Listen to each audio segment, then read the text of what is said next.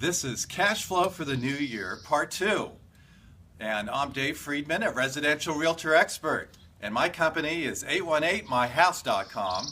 And this is Dave and Jasper's Home Equity Roundup. And we're going to find out what affects your real estate values. Let's find out from Jasper really what's going on with what he would do with cash flow and what important information do you really need to know. So what do you say, Jasper? What's going on here? Can you enlighten us on what's really vital when you're making an investment decision for a real estate condo or home? Well, I see you're saying cash flow for my doggy treats, part 2. Well, I understand that. But we got to get to the vital information here. Okay. Got it. Enjoy this video, he said, because here's an example of something that would work for you. We're in front of an investment condo for $215,000. This particular condo is a 2-bedroom, 1.5 bath, and it's an example of an upscale condo. Even though it's in the Northeast Valley, it will rent out rather easily. And we'll take a quick peek upstairs, and you'll notice some of the custom features with the hardwood floors here.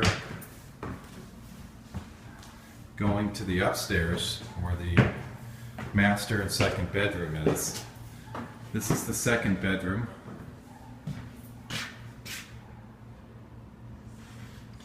And then it leads through a Jack and Jill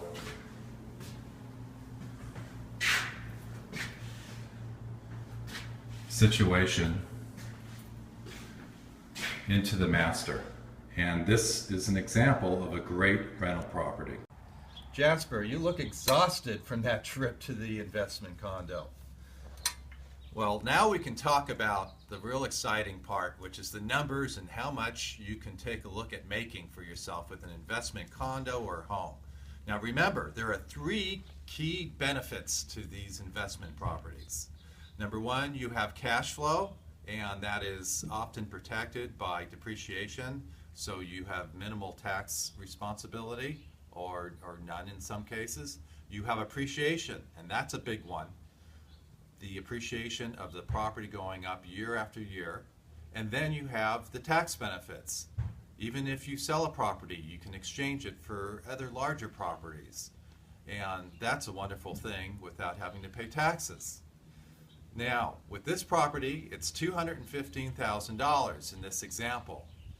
And with that, some of the normal expenses that you would be looking at are vacancy expenses. So every 2 to 3 years when a tenant moves out, you want to be able to realize that you'll have 1 or 2 months, realistically about 2 months of rent that you will not have.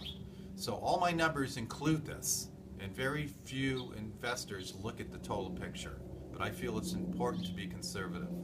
In addition to vacancy, you have expenses for painting the condo or doing some repairs. And that number to use is 8%, is a fairly safe number.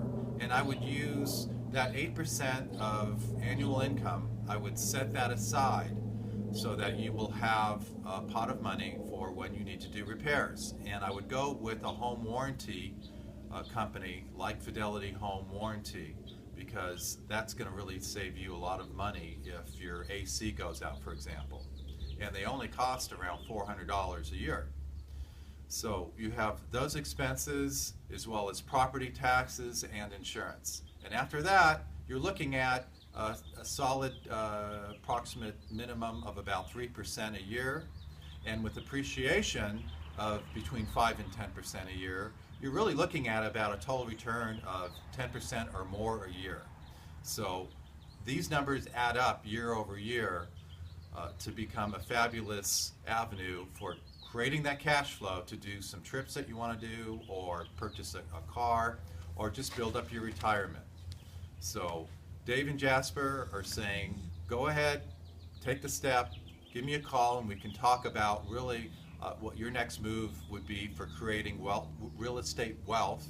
And my phone number at 818myhouse.com is 818-970-6900. 7701. Talk to you soon.